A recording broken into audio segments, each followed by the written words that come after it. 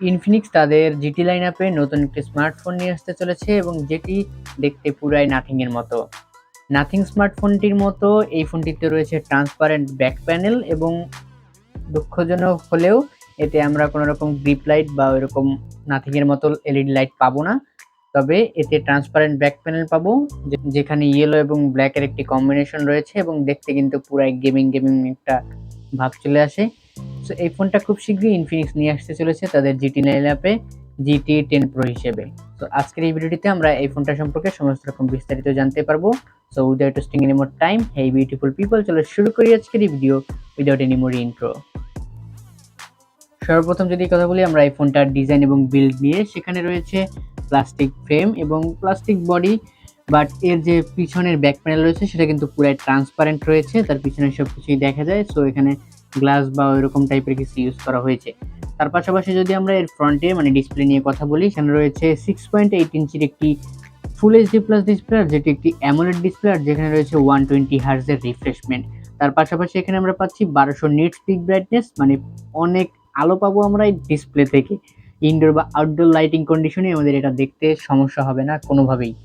এর পাশাপাশি যদি কথা বলি এই ফোনটির কালার নিয়ে, এখানে আমরা দুইটি কালার পাচ্ছি, একটি রয়েছে ব্ল্যাক আর একটি রয়েছে হোয়াইট। সো এই দুইটি কালারই আমরা পাচ্ছি, যেখানে দুইটাতেই ট্রান্সপারেন্ট ব্যাক প্যানেল ইউজ করা হয়েছে এবং দুটি দেখতেই পুরাই জোস। এই ফোনটির পারফরমেন্স সেকশন নিয়ে কথা বললে, এখানে ওএস হিসেবে ব্যবহার করা হয়েছে XOS 13, যেটি বেসড অন অ্যান্ড্রয়েড 13।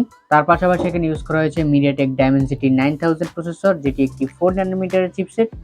এটি খুবই ভালো একটি চিপসেট, যেটি OnePlus Nord 3 তে ব্যবহার করা হয়েছিল। সো এরকম একটি ভালো চিপসেটওয়ালা স্মার্টফোন আমরা খুব শীঘ্রই বাংলাদেশ মার্কেটে দেখতে পাচ্ছি ইনফিনিক্সের তরফ থেকে।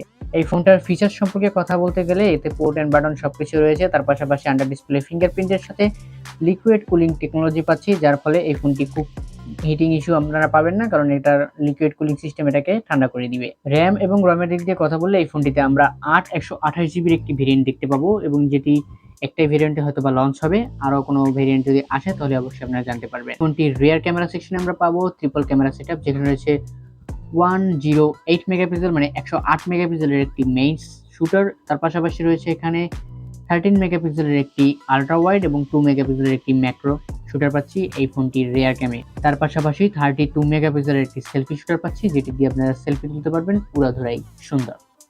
এই ফোনটির ব্যাটারিতে আমরা পাচ্ছি 5000 mAh একটি বিগ ব্যাটারি, আর যাকে পাওয়ার দিতে চলে আসছে 260 ওয়াটের ফাস্ট চার্জার। ভাবা যায় এটা 260 ওয়াটের একটা ফাস্ট চার্জার দিচ্ছে ইনফিনিক্স।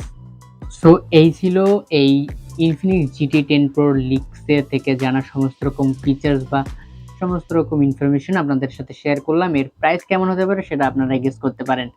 সো আজকের এই ভিডিওটি অবশ্যই এই পর্যন্ত, দেখা হবে নেক্সট ভিডিওতে নতুন কিছু নিয়ে। Till then stay safe and be happy. Chill bro.